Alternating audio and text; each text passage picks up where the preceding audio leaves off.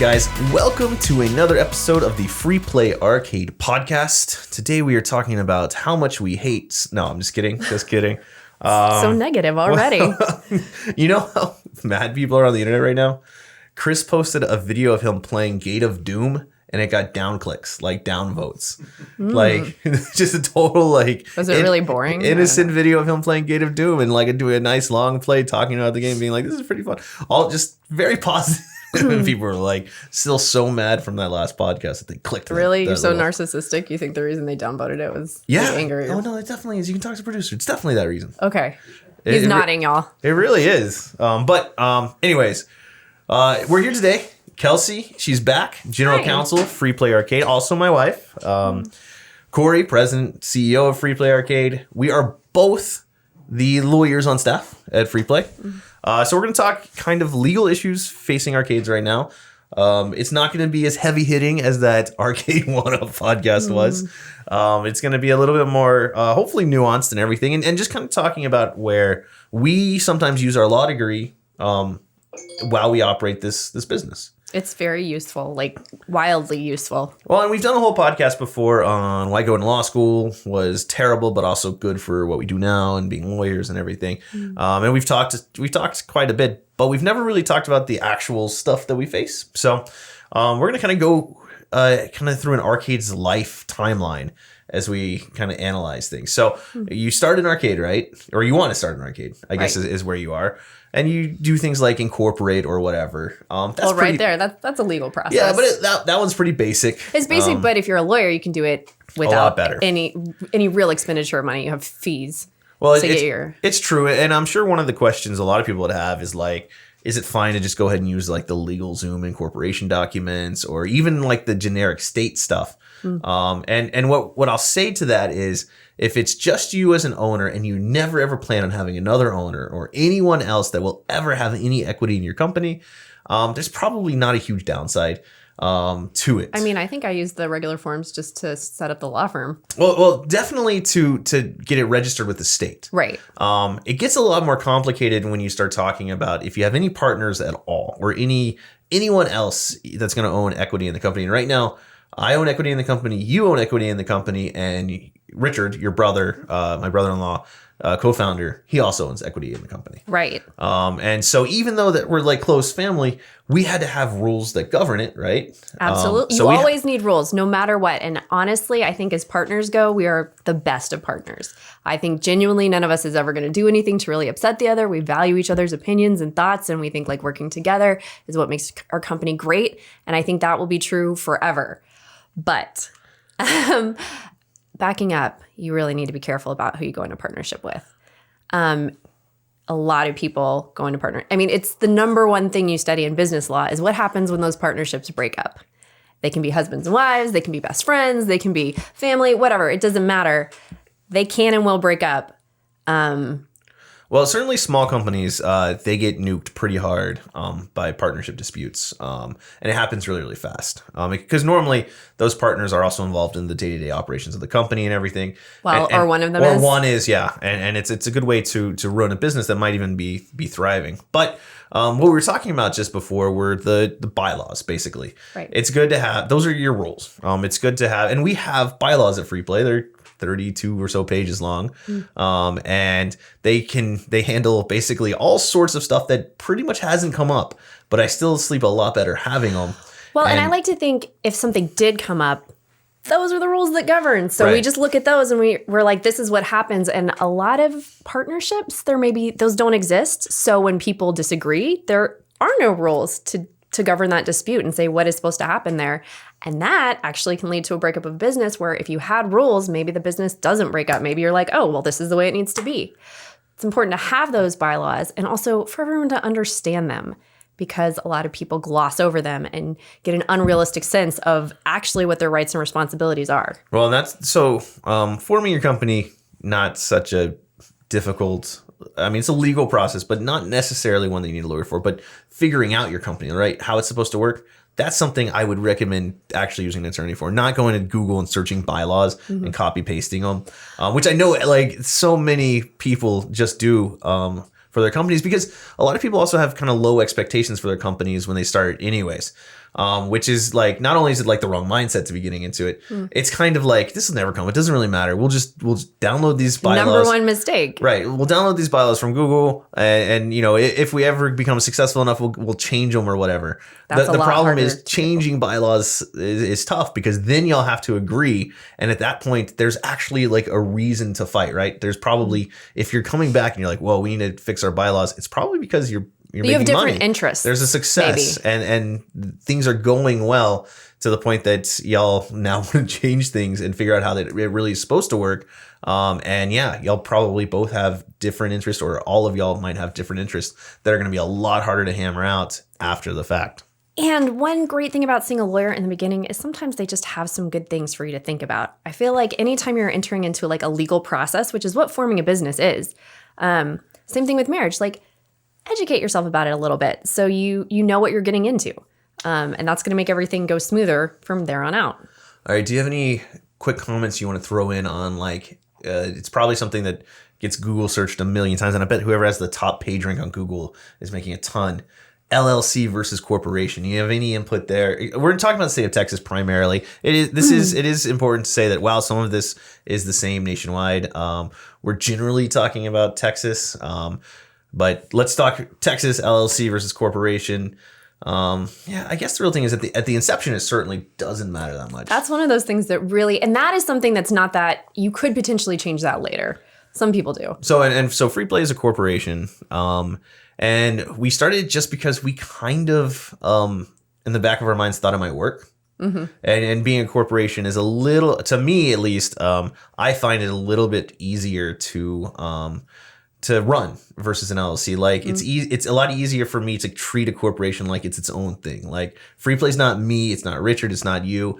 It's its own living thing. Right. And that distinction to me really helps, I think, in many ways. I also like prefer not having pass-through taxation on our corporation. Yeah. I think it actually gives me a lot better ability to manage it and not have us personally get stuck if Free Play had a really, really good year, that it didn't distribute, or, and I'm not going to get into all the nuances of tax, but the truth is, if you're doing well, you're probably going to owe some taxes in a lot of places. And I find that doing it that way versus an LLC is a little more simple, but that's just a judgment call. Theoretically, part of the reason you incorporate is a liability shield. I will say that most small businesses are what they call piercing the veil and basically making it so that they can be personally liable for what they're doing. But we try really hard not to. Well, so. and it does feel a little easier as a corporation versus an LLC, because LLC does give that limited liability protection. But I feel like as a corporation, it's easier to not mess up the veil piercing stuff. Right, because it seems further away from you. Right. And maybe that's just all psychological. Right, but I mean, that was real advice I used to give. All right, so you formed your company. Yeah. And let's go ahead and say anyone who's like trying to open up a real arcade, like you're going to invest however many hundreds of thousands or millions of dollars that it takes to open up your arcade. And the only reason I'm saying this is we just actually saw this happen locally, and it caused all sorts of issues. Don't be a sole proprietorship. Don't try to do that. Don't be personally liable for everything. And we're about to get to some different issues there, but it made it so much harder for him when he had to actually leave the business and transfer the business, because it was just him.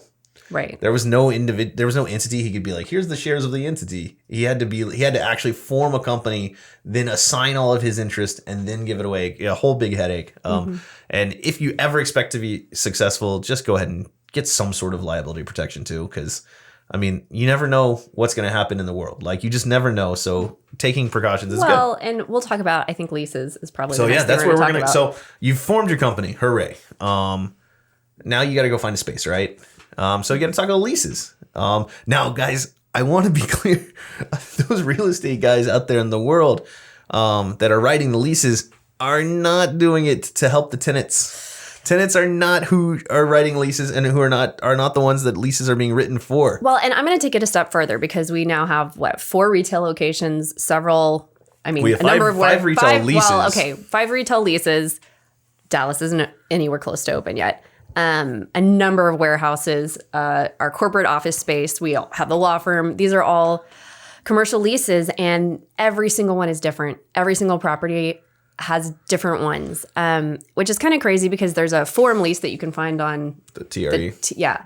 And sometimes they kind of resemble it. Typically, the more that the person that owns the facility is involved in the lease, the simpler it is and kind of to the point. Well, and to comment on that, if you're directly dealing with the landlord and they're the ones who have drafted the lease, that's when it's simple. If you're dealing with the building owners, but the building owners are actually this huge real estate investment trust, a REIT that has their own lease, that's when you know you're going to get the most complicated, condescending, brutal lease of your life. The lease we got for the Dallas Pinball Project, which we ended up It didn't even end up ways. working. It didn't even end up parting ways. But we ended up parting ways, sorry. But I personally thought the lease itself was reason to just walk away. It was, I don't even know how many pages, 50 pages. Maybe 52 or 56. And yeah, it was junk. And I'm sure they paid an attorney a lot of money to draft that lease. But I don't think that particular lease was really good for them or tenants. Well, so yeah, you'll read in leases, and we're going to start talking about some common things to look for in leases because, why not? We're here. But in that lease in particular, it was basically like it was so brutal toward the tenant in every aspect. It made you feel like they just didn't really want tenants. Like it was almost like it was so far beyond. And we actually ended up doing massive edits on that lease. I mean, we spent days. It was a long-term lease negotiation where we'd send back our stuff, they'd send back their stuff. And even as lawyers, we deal with form stuff all the time that other people have drafted and give to us. And sometimes we read it and we're like, this is not how I would do it. And this is kind of stupid. But we really only take issue with the stuff that we think might actually impact us in a negative way. And with our leases, we negotiate them. We do not sign for terms that we don't want. Yeah, I don't think we have a single lease we've ever signed as it was presented, at least not for a retail space. I don't know. The first one, do we? I edited the heck out of the first one. Okay. I was a hardcore practicing attorney at the time. So it's long ago. But what I think about when I think about the leases is the very first one for Richardson was the most reasonable on its face. Right. Well, and yeah, it was so. Stepping back though, just really quick. So you pick your space. Right. Now you want this space, but don't get too attached because you don't know yet. You get emotionally invested. And what's really cool, and that's actually what I meant to say is at Free Play we're really really lucky, right? So we get these leases that might be bad or good or whatever.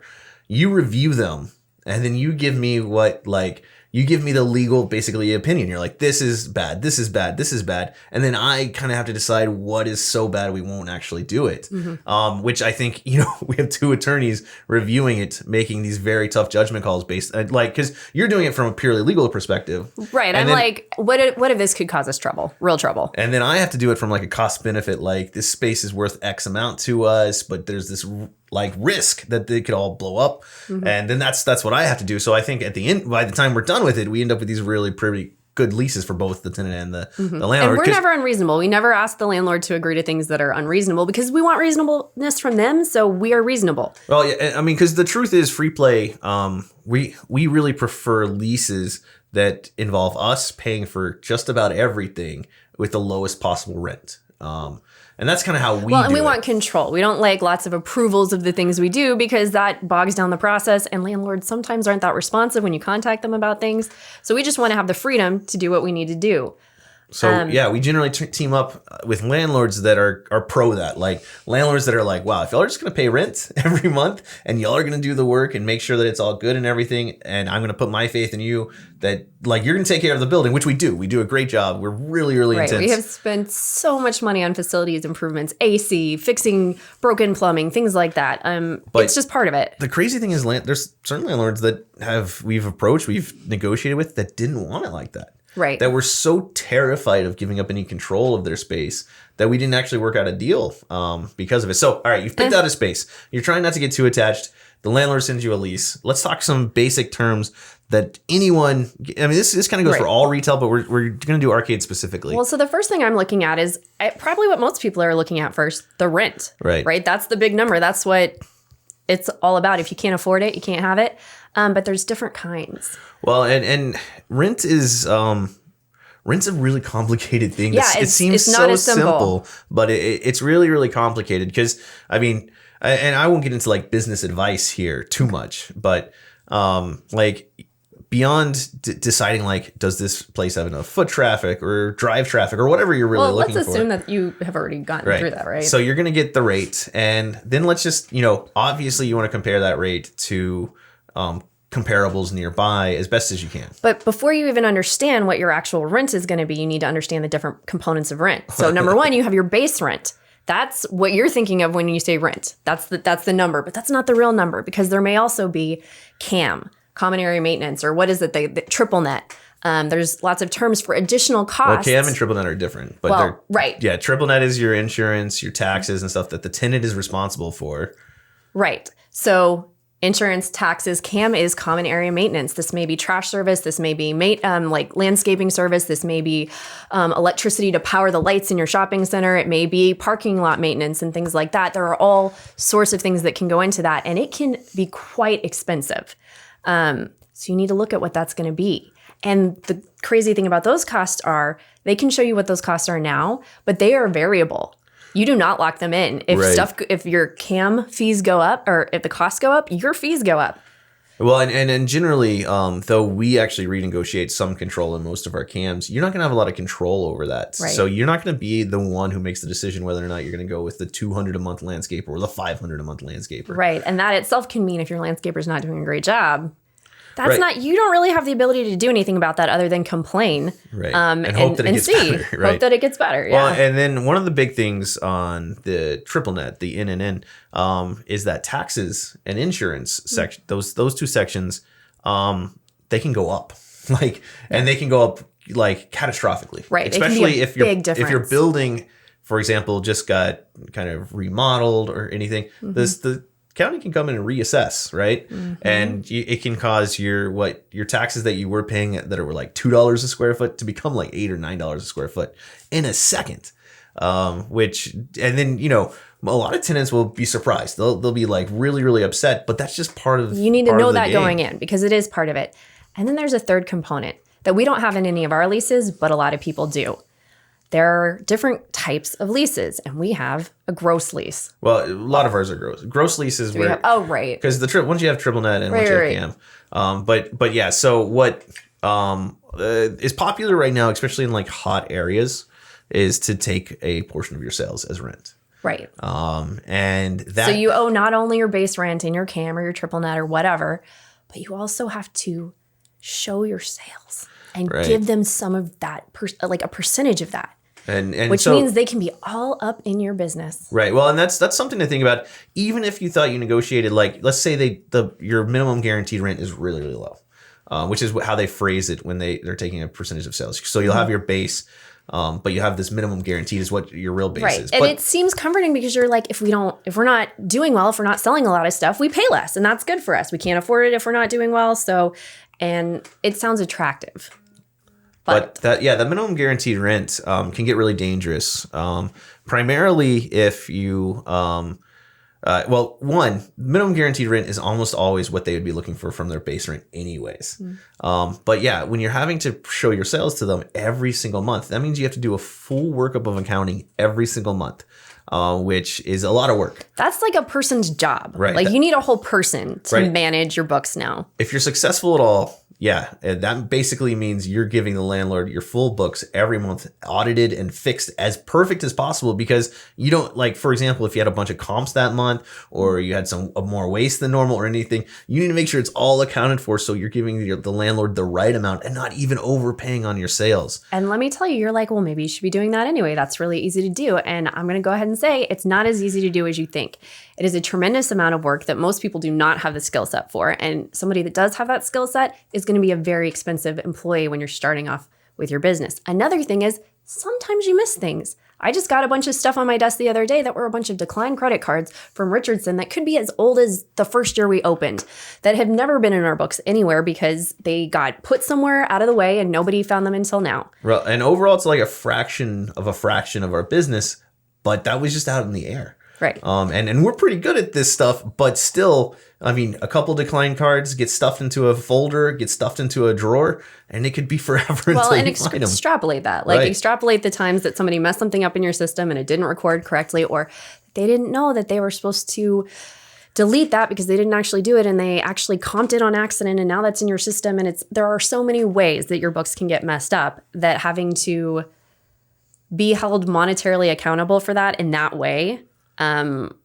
is really a bad idea. Now, you want to hear what's kind of crazy? That's now how, because landlords, they thought they were being taken advantage of in some of these taking percentage of sales things because they would rely on the tenant to give them that audit, those results every month. And then they would do it. And they were like, ugh, how can we get around this? So the new hotness for landlords is to actually be the credit card processor, to hold the credit card processing and take a percentage of that off the top and then give the tenant their check every month. Guys, don't do that. Don't sign that. But you need to have the money first. Right. Always. It doesn't matter what you're dealing with. Like, let the money come to you and you deal with it. But so then we can talk about when you're giving a percentage of your sales, what happens if you're really successful. Right. Your rent that was, say, whatever, $5,000 or $6,000 or $10,000 can now double or triple because it's all a function of how much you sell. You're giving a percentage on all of it. And now I will say, just because every time I say anything on the internet, people are like, I'm going to find the way you're wrong. There are very successful companies that have gone into locations that have given away a percentage of their sales and made it because the location was that valuable. There's certain places for example, in the DFW area, in Deep Ellum, where I know very successful restaurateurs have given that away, or bar owners that have given away that percentage because the location just came with so much business. And let me just be clear, if you're starting your very first arcade, you don't know enough about anything to make that call. And let me just say, even that, I still don't really advise. It's just a bad idea. So I would say if you're starting out, definitely don't give up a percentage. And if eventually you become experienced enough that seems like a good idea, I mean, more power to you, but I will tell you that we don't do it. It's the first thing our broker says to people. He says, these guys are amazing. They pay their rent on time. They do everything that they're supposed to do. You never have to worry about them. They're very successful, but they never give up a percentage. And if that's not acceptable to the landlord, we're not interested in the property, period. Right. We've walked away from plenty of properties where the landlord was safe. And what's crazy is we'd go by those locations later and they would be leased. But we've also had people who are willing to give that up to work with us. Right. Well, we've had plenty of landlords because just about all of our locations that we sign leases for nowadays, they're like, oh yeah, they'll throw in that. And the very first thing we're like, cut it out. They all have their own priorities, landlords. If it were me, I just like a stable business to be there generating stuff. I wouldn't have to worry about constantly releasing it. But a lot of places are kind of willing to wait for a sucker, in my opinion. That's why it's probably good if you find a location where you're dealing with somewhere close to the actual landlord. Because if it's someone representing a bunch of different investors, normally their compensation is based on just like a raw dollar amount of performance. So they much prefer to try to hit that home run versus just have that nice stable tenant that pays every month. Because they're basically just trying to get part of your business. They're willing to gamble on suckers much more than they are just trying to get that good tenant. So especially if you're in an area with other businesses with you, that's going to apply to everyone else too. And that type of landlord, there's going to be more turnover because people are making worse decisions to get into those spaces. And what I look for is a place that's going to be a good long-term home for us that isn't going to have everyone constantly going out of business because they shouldn't have leased the place to begin with, and it's obviously never going to work based on their lease terms and things like that. All right, so we're talking leases. We get past rent. All right, let's say we're good with the rent. Let's say you're good with the rent. You understand how the different multipliers work, how the different triple nets, cams, all of that fun stuff works, and you're good. You found a good price based on your location and based on what you believe you're going to be able to make out of it. All that's done. Well, so that's like the easy part, actually. Because now you got to read the rest of the lease. So now you've got to get into the lease and you've got to determine. What's really nice is a lot of modern leases, at least the good ones, have actual sections that just say landlord responsibilities, tenant responsibilities. Because what you're trying to do for the rest of the lease is find out exactly what you're responsible for and exactly what the landlord is responsible for. And if you're going to try to sign this lease, you need to memorize that for the rest of your life, for the rest of the time this is open. Because if you have a roof leak or if you have someone run through a car drive through your front space or whatever, you need to know exactly who's responsible for what and know it fast. Right. Because you got to deal with that problem, or they have to deal with the problem, or whatever. But I will also say, maybe you're using a broker. We use a broker. He's awesome. But sometimes people make the mistake of thinking that because they have a broker, that's gonna handle it. They're gonna get a good lease, and that's not really their job. If you want somebody to review your lease, you can have a lawyer review it, and your broker may see some things that are of concern to them, but we have tons of edits on our leases that are not things that our broker brings up. Well, yeah. So, I mean, because a broker's job is to find you the spot that you kind of like describe. Like you say, this is the kind of space that we're looking for, and this is our price range. And the broker tries to meet that and get there. And the broker can do things like, I mean, can do a lot of stuff, negotiate for you. Yeah, they're a middleman. So what we do is tell our broker, sometimes we do it, we send back our edits, or sometimes we talk to our broker and say, hey, these terms are unacceptable. You got to talk to him about this.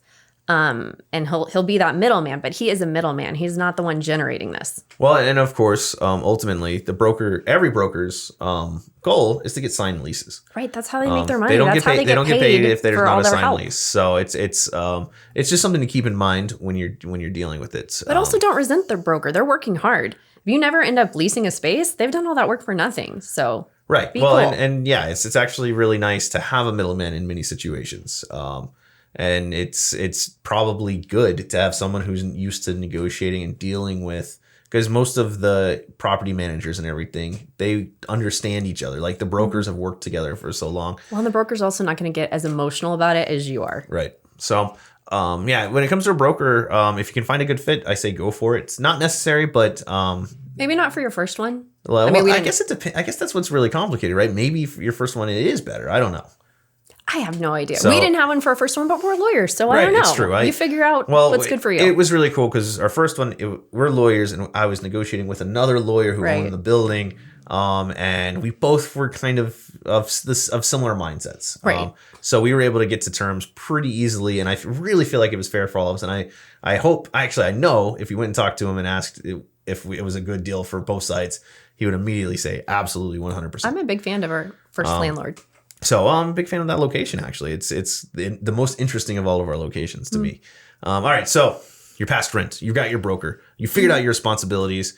Let's talk insurance just really quick. Just on the lease thing, it's not just responsibilities. There's all sorts of terms in there. And sometimes, just read it. I mean, insurance in the lease. Oh, well, whatever. Let's do that last. But just read your terms. Make sure you understand what they're saying. And actually think about what that would mean, not just based on today, but based on other possibilities. Today, you may not care about whose responsibility X, Y, or Z is, or today you may not care about the restrictions on your signage or anything like that. But a year from now, you might. If you decide you want to shift, just read it and think about what it could possibly mean. And another thing that I always look for is a lot of times landlord drafted leases say, you have to do this. If this happens, you're responsible for this. You have to pay us damages if we go to court and you lose. And in those situations, you should always be and vice versa. That's true. A note I always put in there. If we have a responsibility to them, they have the same responsibility to us. And we have never had a landlord push back on that, obviously, because that's fair. Well, and what Kelsey's generally referring to as an example would be leases will often say that if, for example, let's just say one of our employees decides to just go wild and do something crazy that causes a bunch of damage. We would be responsible for it. And say they crash a bunch of cars. I don't know.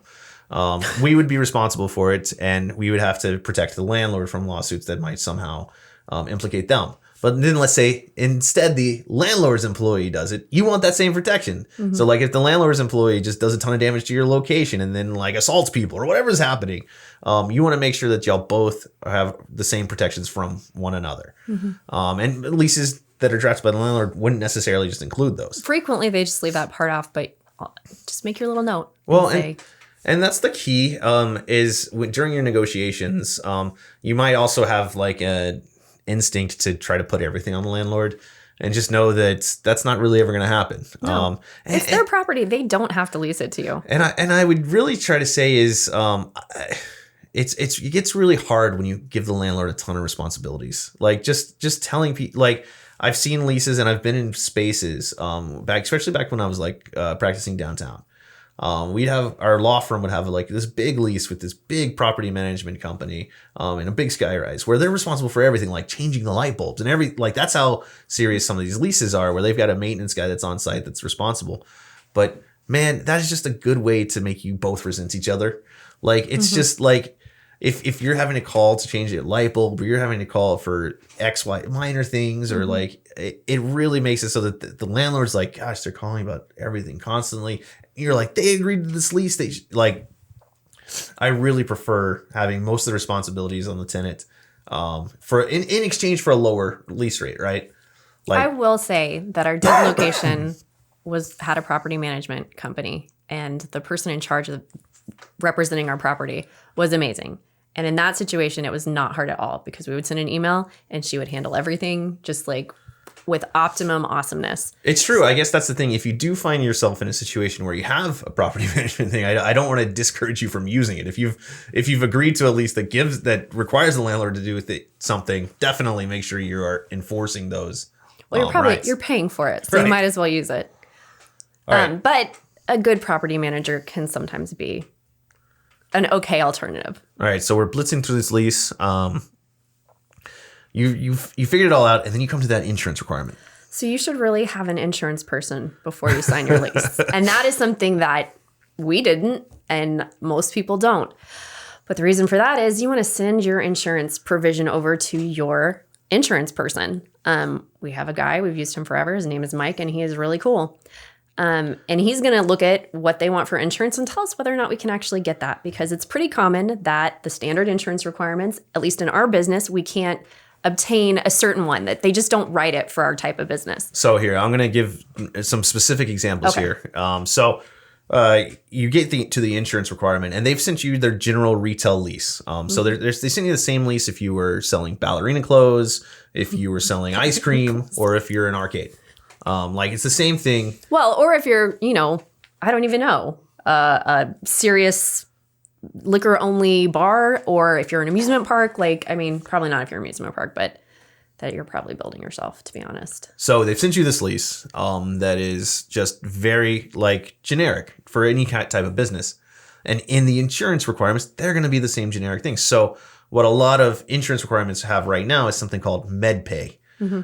Which is just like a little section. It's a small amount, $10,000 or $5,000. It's something that if somebody gets hurt, the insurance is going to pay it out immediately. They're not going to do the investigation process that they're going to have to go through to pay out the rest of the insurance. So it's a way to quickly pay people with small injuries and get them off your backs. So landlords like their tenants having that policy, because it makes it less likely there's a lawsuit that gets them pulled in. The problem is restaurants, bars, it doesn't make a lot of sense for them to carry that policy. It's possible to get it written, but what normally happens is the insurance agency will say, all right, you want $5,000 of coverage, we're going to charge you $4,000 a year. And when you're looking at it as a restaurant, you're just like, well, why don't we just put $5,000 to a bank account or something different? Because paying you $4,000, it's like we're not actually getting any value for our coverage. Like, it's possible to get it written, but it's like not. Maybe. I don't know. There have been times that we have not been able to get it written because we're like, just see if you can write it so we can just stop dealing with this. And no. Right. And most of the time, that's just, it's kind of an insane insurance anyways. But for certain businesses, like if you're selling ballerina clothes, that's like a $2 policy a year or a $5 add-on. Right. Like, it costs like nothing. But when you're a high traffic restaurant, bar, arcade, anything that has a lot of volume, the insurance companies are being like, yeah, let's charge a fortune for it. And there's no way for you to get value if we'll even do it, if we'll even write it. So we've encountered that now a bunch. We've been able to get that off of all those leases.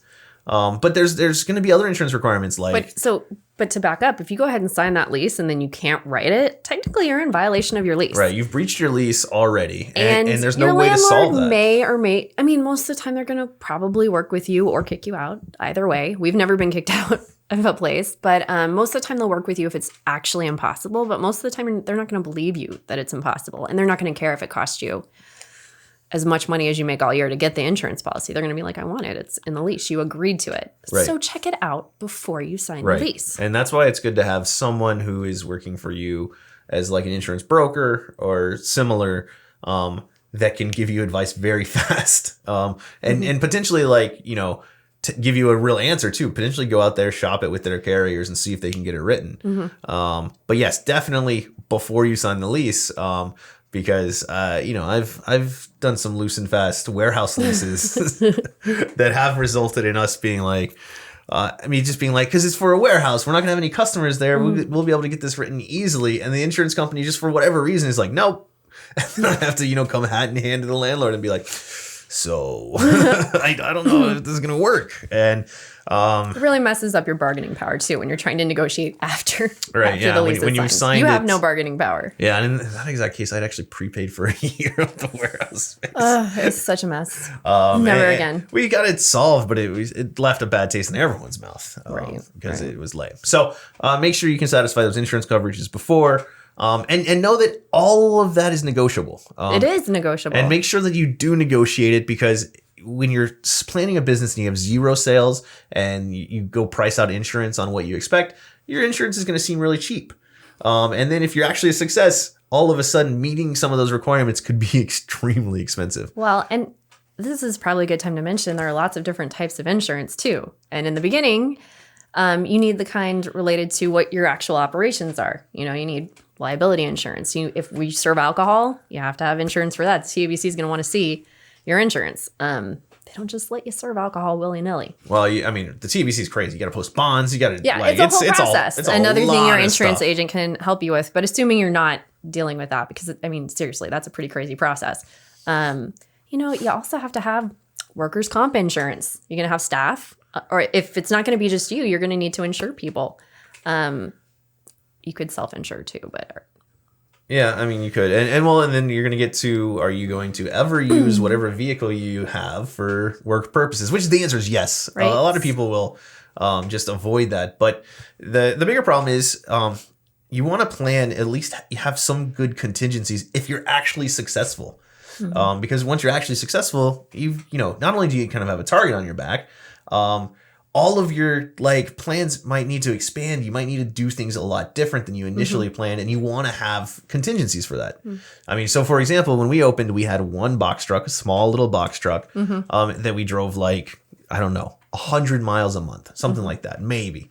And now we have 3 box trucks and a stock van, all of them moving basically 7, not all of them, but. And a staff vehicle. Yeah, and a staff vehicle, and that are out on the road basically 7 days a week, doing thousands of miles a month.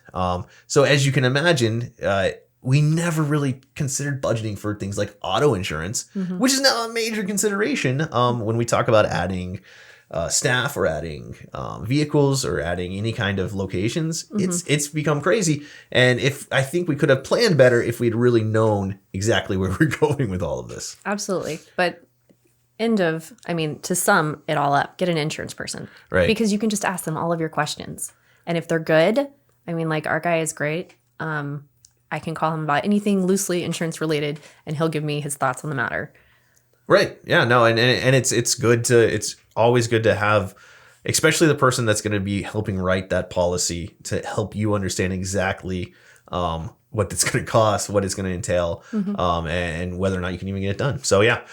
So you've worked through the lease, you've satisfied all of this. Now, a lot of people have listened to our podcast before and said, geez, all of this sounds daunting. And it's almost like we're discouraging people from trying it. And it's not necessarily that. It's just that everything is harder than you think. Well, and you can't gloss over it, because I think that's how a lot of people deal with things, that they're like, wow, this is a very big, long lease. There's lots of words I don't understand. I don't know what it means. And sometimes people deal with that by just being like, I'm sure it'll be fine. And that's just bad practice for business. Maybe it will be fine, but it's really a good idea to actually examine it, learn about it, and make a good decision. And if you can do that, you don't need to have a legal background.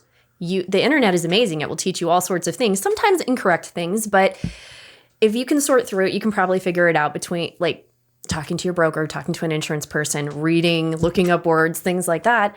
This is not impossible for you to do, but it's really important. Right. And so if you gloss over problems, maybe opening a business isn't the best thing for you. Yeah, that's the thing. I definitely don't think it's necessary to have a lawyer review your lease. I do think it's important that to the extent you don't understand anything, you've spent a lot of time researching it so that you could understand it. Because I think it's important that you understand all of your lease. And if you need a lawyer to do that, that's fine. That's great. But I think that's less important than, say, things like those bylaws we were mentioning earlier.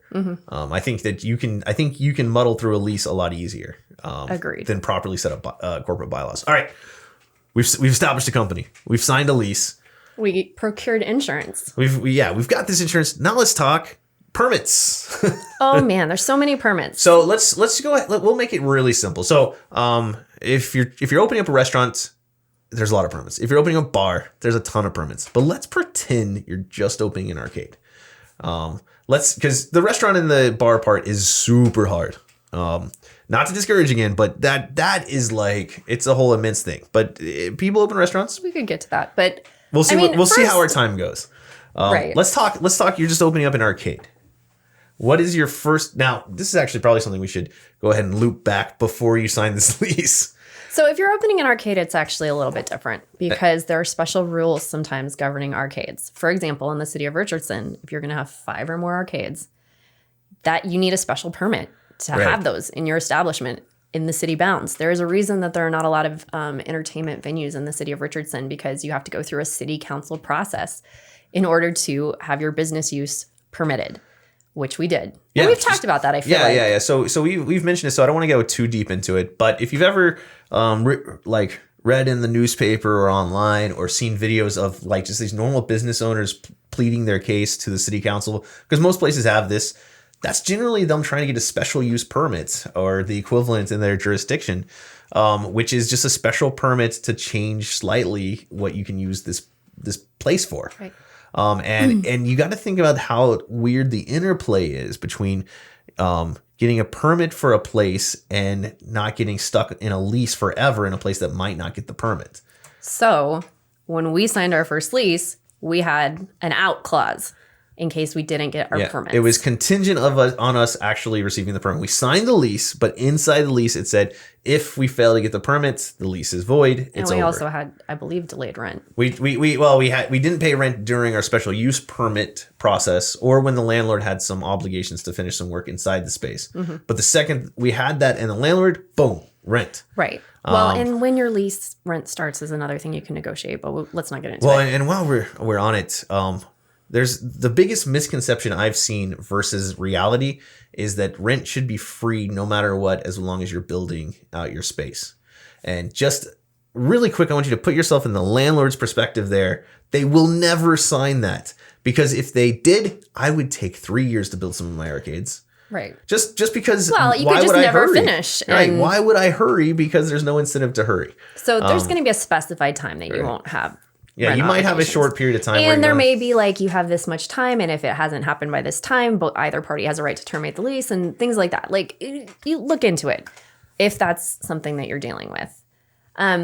So on the special permit process, if you're an arcade, there are a lot of special rules around the country about them because of their similarity to gambling machines. There's a lot of really old legislation. We've talked about it a little bit before. 70s and 80s, arcades weren't necessarily held in the best esteem. Mm-hmm. Gambling, loitering, corrupting the youth. There was lots of dumb concerns. So there may or may not be rules. There are some places that don't really have rules. They don't care about your arcades. Also, there's a difference between what we do free play models, where you pay a fee, come in, you just play it, versus coin-op models. Anything that's a coin-op machine where you put quarters in has to be licensed by the state of Texas. Yeah, in Texas and most states have something similar, and most municipalities have maybe their own license. Right, and some, that's just what you said. So we operated the Arcade Anywhere project, where we put games in different locations, and they were coin machines. So we had to have licenses from the state, and then Dallas, you need a Dallas County license, not Dallas County, Dallas City license too. So that's something you have to be on top of. Right. And if you screw that up, you can get shut down. So you can't mess it up. Right. So these are very serious things. If we had just opened an arcade in Richardson, it probably wouldn't have been too long before somebody came knocking on our door. And let me tell you, the city council process, we've talked about it, is not for the lighthearted.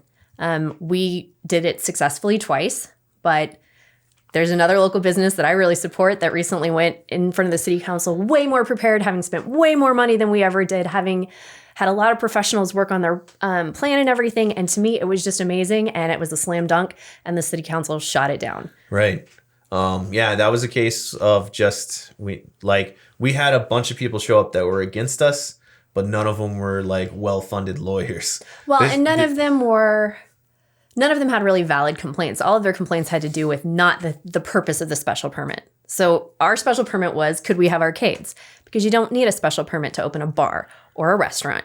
And all the objections were about the fact that we would serve alcohol, essentially. And the city council was like, well, that's not really, we're not seeing real objections to the arcade portion of this. And doesn't seem like there's a big problem here. Well, and then we had to go get that permit modified, and we had to do the whole process again. Which was easier because we had a lot of support. And we had kind of shown that we're not the evil people. Right. Well, and that we were going to do what we said. And I mean, we had one of the homeowners association show up and be like, these guys are great. I asked them to do cool stuff for me, and they always say yes. So then we've got I guess, let's briefly touch on the restaurant and bar permits. Okay, so if you're a restaurant, you serve food, you have to have health permits. And this is not the same everywhere. Your municipality has its own thing and what they call it and what their process is and things like that, but they're going to be rules. And then if you're going to go ahead and serve alcohol, that's a whole nother thing. The TABC is the one organization in Texas you do not mess with. Well, and I know you'll probably look around your town and you'll see like the dive bar or the dingy restaurant and think, if they got a permit, I can get one. But I want to make sure everyone knows it's harder to get a permit today than it was yesterday. It's harder to get a permit this year than it was 10 years ago. And it's really easy to renew your permit once you have it. Yes, it is. So it's very unlikely that you'll get shut down once you get the permits. And I actually have some issues with that. But just know that just because it looks easy for other people to do it, it won't necessarily be easy for you to get these permits. And if you are throwing an arcade in the mix on a free play model, it actually impacts the way that the TABC calculates how your stuff works. Because one of the things the TABC looks at is where your money is coming from. Food, alcohol, something else. And if you have something other than food or alcohol, it's a pretty rare situation. And everyone is not prepared to deal with this. Right. Well, and different municipalities might require you to qualify as a restaurant or to qualify as... Which means that a certain amount of your sales have to be food or something like that.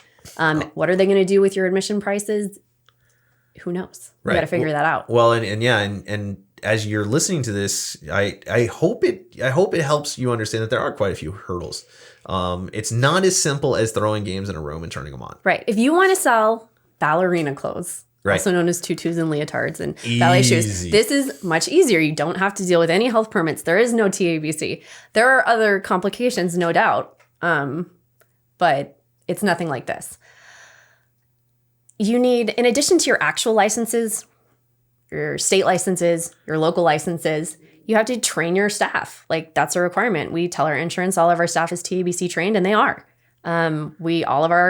Anyone who is involved in food service at all, who carries a platter, who cuts a lime, they all need food handlers licenses, and those have to be updated every 2 years. Well, and here in Texas, we have and it's kind of nationwide now, the food manager's certificate, where someone or multiple people must be designated as food service managers versus just the handlers. There's a lot of, and you as the owner have to make sure they're all doing that. Right. I mean, because that's on you. You're in trouble. I mean, you might designate a manager to control it, but you're the one who suffers if it's wrong. Right. And there are a lot of rules. Food safety is, first of all, super important, but it's not something that everyone in their day-to-day lives is really aware of. So it takes work. It's hard. And you have to stay on top of it because you start sliding and now your food stuff is not being handled correctly. And we take it super seriously here. Now let's go to... Well, and one of the things we didn't mention is making sure that you get your sales tax license, which is you do need to actually have your permit to sell things in the state of Texas. Assuming you've gotten all those others, it's not so hard to get your sales tax.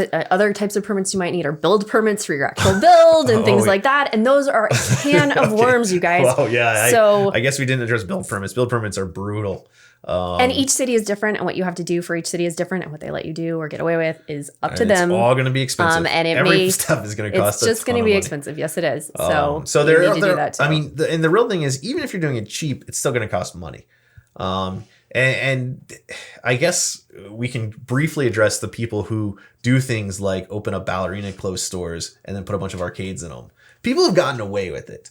Yeah, people get away with a lot of things. And that's definitely not going to be our legal advice to ever try something like that. And I don't even like... If you're going to be successful, it's a bad idea because people are going to care about what you're doing less if you're unsuccessful. But like at our point, we have a big old target on our back. If somebody finds us doing something wrong, it's probably a huge fine or fee that's going to go to the city or the state, and they want that fee. So, we got to do it right. Well, and that's kind of the next thing. So if you've successfully navigated your permits, you've got your lease, you've got your arcades, you've financed everything, or you've got enough money to open. Then you have all of these ongoing compliance requirements that are insane. Submitting your sales tax stuff, however it's done in your state.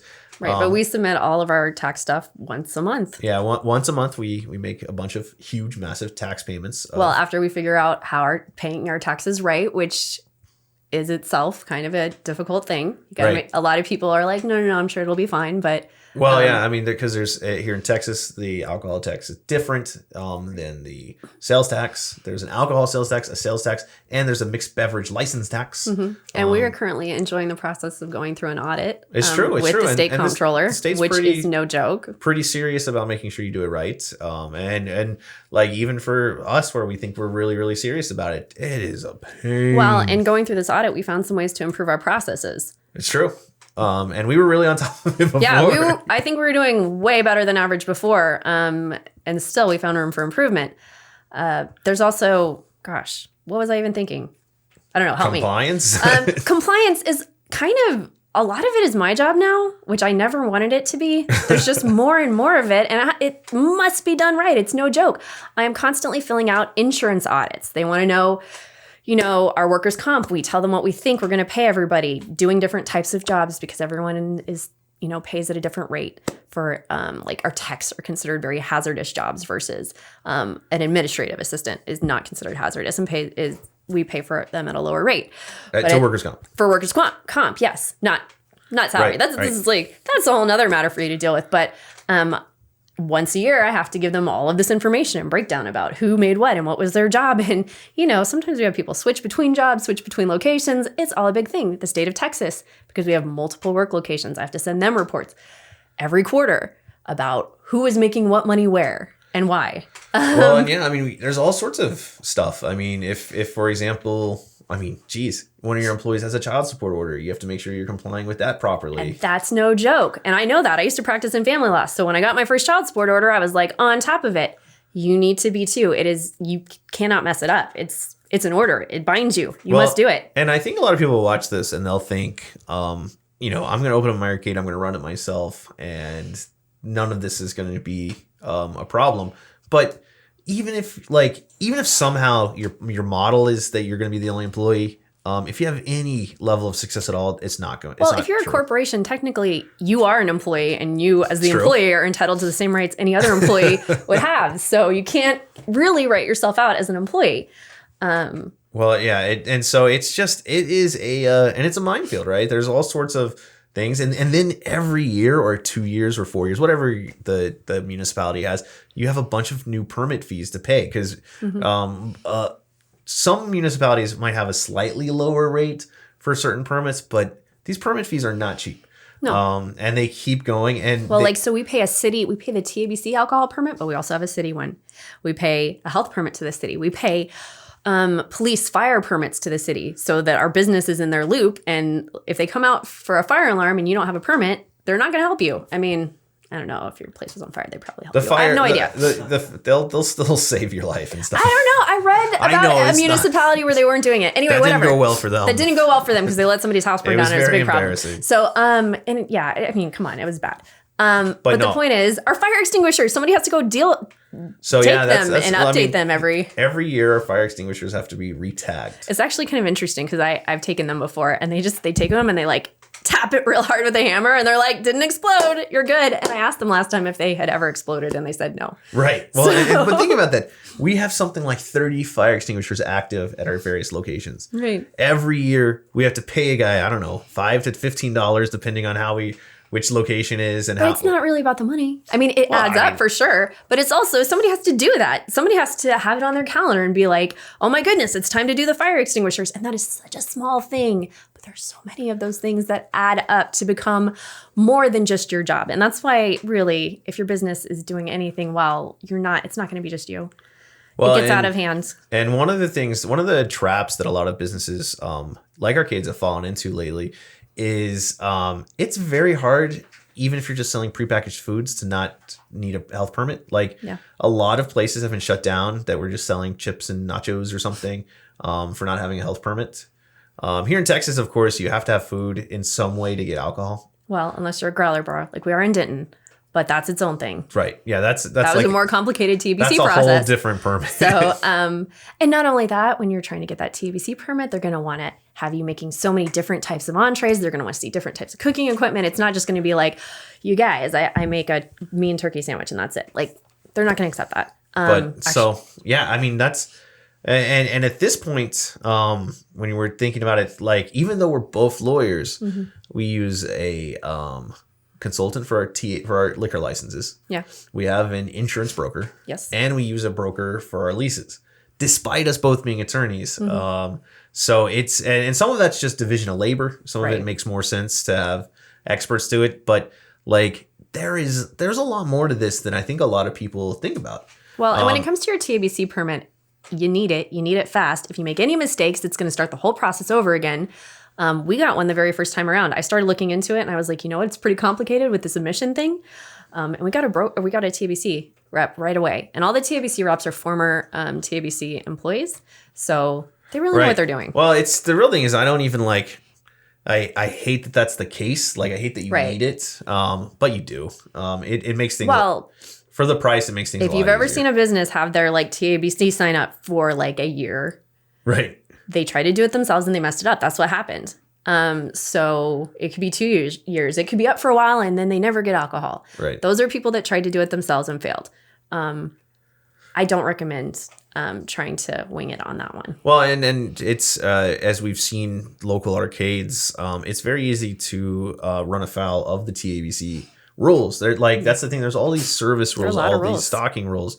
So like alcohol does add this whole component. Well, and not only that, there's the actual rules, and then there's your liability. You know. Right. Yeah. Serving alcohol is scary. There can be liability consequences. You want good insurance. You want good practices. You want good training. Well, and your even if it's not required by law or anything like that, your insurance may insist on different practices than you have.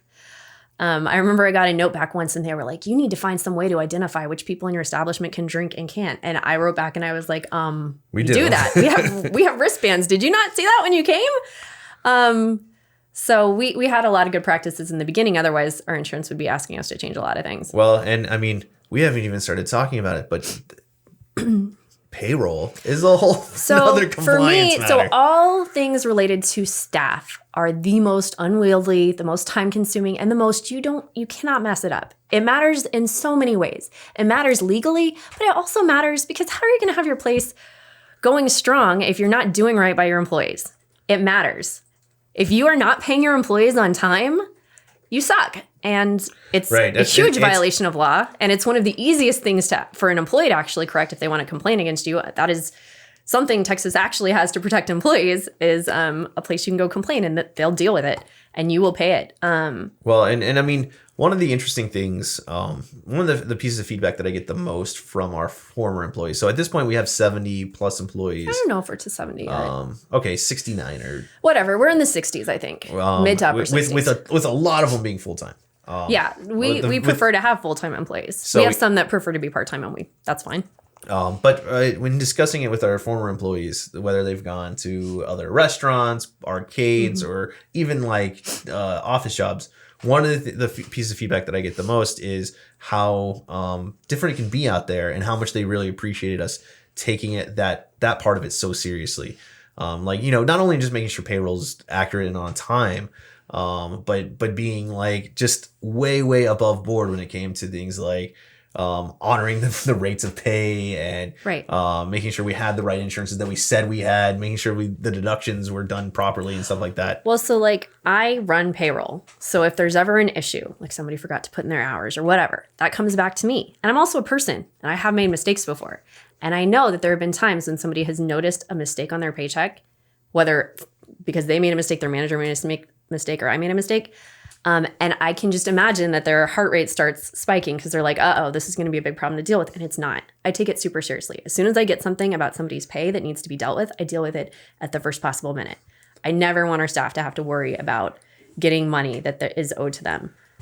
We we value our employees. We couldn't be doing this without them. And so many of them, they're just such incredible people.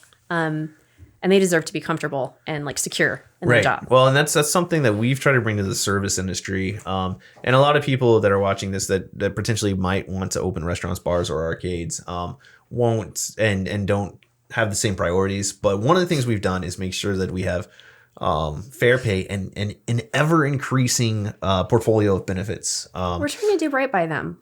And what I'm leading towards though is the compliance associated with health insurance. All of it. The compliance associated with all of it. Every benefit you offer involves compliance. I do all of that. And I hate doing it. And I'm good at it, but calm down. Like, it's just terrible. Right. Well, and I mean, obviously, once you get to like our size with that many employees, multiple locations and everything, it becomes a necessity. But, you know, even when we were a single location, even when we had a single location with maybe 8 or 12 employees, there was still a ton of payroll compliance, a ton of IRS compliance, a ton of just different payments. W-2 compliance, because guess what? You got to issue those W-2s and get them out within your time frame. And no matter what you do or how many times you tell former employees that they need to update their address with you, every year, about a month after you send out W-2s, you're going to get a flood of emails, phone calls. Managers are going to be in your ear. They're going to be like, this person doesn't have their W-2. And I'm like, I sent it to the address we had on file for them.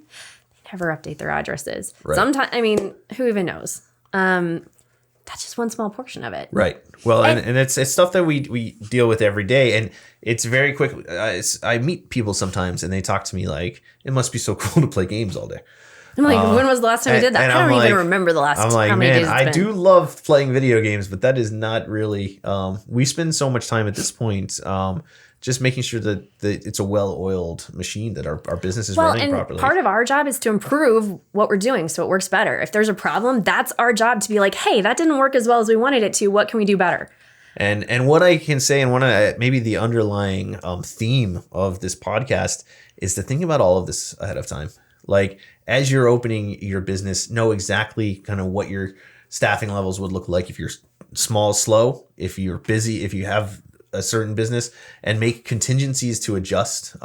And the same in terms of like, I mean, everything from your financing to your the logistics of getting your payroll out, the logistics of getting that money to the IRS, to Social Security, all of that stuff has to be handled. Take your obligations seriously, because sometimes people are like, oh yeah, it'll be fine. Well, only if you're taking it seriously. Well, and personally, one of the reasons I take this really seriously is because I do want arcades to not only be around forever, but to grow up. And one of the things, and as you're listening to all this, you should be like, wow, I can just see profit margins going down. Yes. So what I would like you to do is go ahead and go check out the recent SEC filings from Dave & Buster's, or the Australian equivalent from Main Event, which is owned by an Australian company, and learn that when you actually become a real company, there's a reason there aren't that many arcades around. It's actually it's not the most profitable business, no matter what your model is. And I think it's actually really important that you build in for success, the costs of success. More cash flow does not necessarily mean more profit. And it's really like, I mean, there are definitely arcades in the area, right, that have this huge competitive advantage over us, because they're worse to their employees. Right. Absolutely. They pay less. They treat them worse. Which is really funny because, you know, our competitive advantage against that would be we have less turnover, and our employees are the best in the industry. Our employees are the absolute best. We have people that it blows my mind that they want to work for us. We have people that take pay cuts to come work for us because it is way better quality of life. And because we try to be understanding, we are never going to have a staff member that has a family emergency that we're not going to accommodate that. We offer paid sick leave. We offer health insurance. We pay well for the jobs that we have. Right. Yeah. I mean, truthfully, most of the time, people who take pay cuts, it's a pay cut because it's a different. They're coming from a different industry. They're coming from a higher paid industry. But even so, we take pay very seriously. We take the rate of pay very seriously. It's something that has been part of my goal to help arcades grow up, and still treasure the old thing, because like it is hard for me, because as we become bigger, we become less nimble, less kind of startup-y. Right. And that does hurt, but the truth is retro arcades either have to grow up or this will be a fad. And I don't want it to be. I don't want it to be a fad. I want it to be around forever. And I will say, I really respect a lot of the operators around the country in various different formats. But it is important to, no matter what your format is, to be a good employer, to be a good, to do good honor to the retro arcades, but also to your staff and everything. And I mean, because it shouldn't be a minimum wage job. Well, let me here's just throw the that real out thing. there, guys. Are you starting in an arcade to work minimum wage for the rest of your life? Probably not. And can you really work every day next to people that aren't able to support their families, that are having to make difficult decisions because you're not paying them enough? How do you feel good about paying yourself money? And I will say that in our business, there's not all that much disparity between the top paid people and the lowest paid people. Not like a lot of companies in this country. Well, and it is, and that shows kind of our priorities, right? It's important to us that we lift the bottom up of our pay scale as much as possible. I mean, one, to attract the best possible employees, but also because that's what's right. They're people. They need things like they need to be able to take a day off without worrying about how they're going to pay their rent this month. So yeah, I mean, I've seen lots of ads for hiring people for arcades, talking about minimum wage or whatever. And I understand that certain people will hear that and be like, well, business owners are just trying to do their best. But I think that if you're forcing people to work for very little pay, it's not, that business isn't maybe the right one. We've always said that if we can't be successful treating our staff right, then we're not really successful. Right. That's not success. That is, I don't know. Something terrible is what that is. To the extent I'm giving any advice here, it's to if you're starting an arcade, make sure beyond having to plan and do all this permit work, do all this compliance work, do all this legal type work, to make sure you plan to do the right thing by everyone. And there's going to be so many pitfalls. Every art, like we have all of these things that come up. That you think scale will solve, but scale doesn't necessarily solve. Well, it's so weird because scale does solve some things, but it creates other problems, right. And so it's not all in the same place the way you want it at the same time. And yeah, I mean, so and I guess what I want, if to the extent you take anything away from what Free Play is doing, that it is possible to start from a grassroots type effort, a kind of true startup, not a ton of money spent. I mean, hundreds of thousands, and that's probably if you just hear that, you're probably like, whoa, that's different than I expected. Yeah. But that you could grow it into something that does do everything right. We use no emulation, all original parts wherever possible, running the real code through the real chips on all of our games, and treating our staff right, and bringing in a continual stream of games. And that's probably one of the great reasons we are successful, why people compare us to other places and do hold us so much higher. Because in many ways, the quality of our product is as high as we can possibly bring it. And generally for the same cost. So we've never been against other arcades opening. We've been against other arcades opening and doing it worse. Because at the end of the day, we are about arcades, bringing them back. And this is the best way to do it. So hopefully, I don't know, you take from this podcast, there's a lot of things to consider. We went through formation, leases, insurance. Oh, hold on. Wait, there's some more things. Problems. Lawyer. You need a lawyer if you have problems, or you need training. So yeah, that's kind of interesting. So let's say you're building out your thing. You're probably going to have disputes with, and you throughout the process of building it out to opening up to actually starting to have people come through the door. In that period of time, there's probably going to be a variety of disputes that arise, whether it's with your contractors or your vendors, or it doesn't matter. Well, you could also have an employee walk into your office one day and say, somebody sexually harassed me. Right. That's a problem. All sorts of problems. You need to deal with that. And in that situation, that's when it's probably really, really smart to have a lawyer on your side. Whether it's a small retainer that you've paid to consult or whatever. Well, honestly, there's a lot of HR training, and I haven't done any of it because I just do. That's what I do for my continuing legal education now, is I do employee issues, so I learn about it that way. But you probably need to have somebody that's gone through some sort of actual training on these things. You don't even know how many different things you have to be aware of until somebody has gone through this training. Right. And yeah, I mean, to be honest, whenever I go through this, it helps me gain a lot of respect for anyone who's ever been able to pull it off, no matter what the quality is, because it's hard. But it's especially hard when you do it right. But that's kind of, you can do it right. We hope you do it right. But you really have to take the time to do it right. And it's not like you're not going to be busy, you know, doing all the other things associated with your business. So, you know.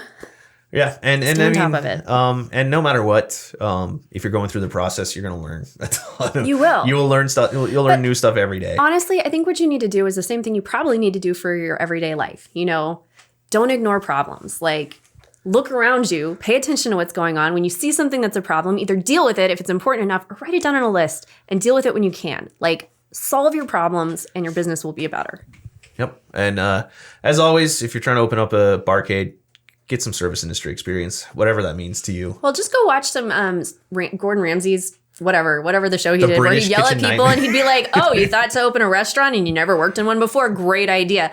And just like listen to him yell at people for a while. And that's true. If you have not worked in this industry, I don't know how you're planning on doing it. Right. Well, yeah, that's it's tough. But go get a job in a kitchen for a little bit, at least, to kind of like get if some nothing experience. else, that'll help the food that you serve. Because guys, like I think our menu is great. I think our food is great, but I keep seeing these arcades open with these like still just totally terrible, uninspired menus with frozen pizza dough and ketchup sauce and crap.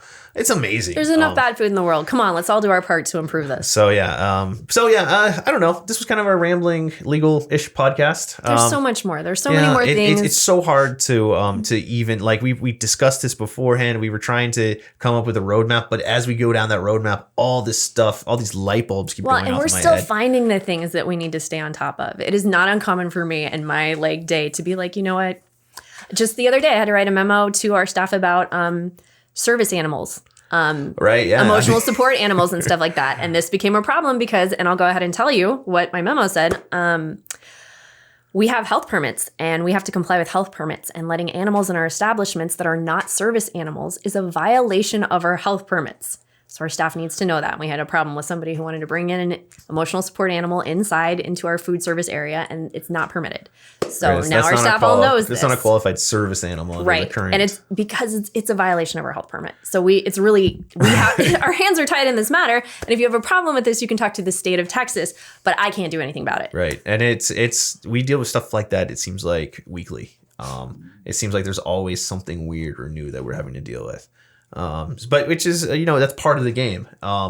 And it's definitely a totally different experience than I expected starting out. But that is kind of, if your dream is to do this, just, you got to do it right. You got to pay attention. You got to really work through all of these. You probably have to give all of yourself to it, at least in the beginning. Well, all of yourself, all of your money. I'm not even sure if I was trying to start a new one, what kind of capitalization I'd want to start, because I'm terrified. Each one we open is harder. But guys, if you ever really want like true advice from me, just shoot me an email, Corey at Free Play Inc. I give real advice to people all the time. Although a lot of my advice comes off as negative, because I'm not, one of the things that I think people don't like about me is I do generally, I'm a real, I'm pragmatic or whatever that is.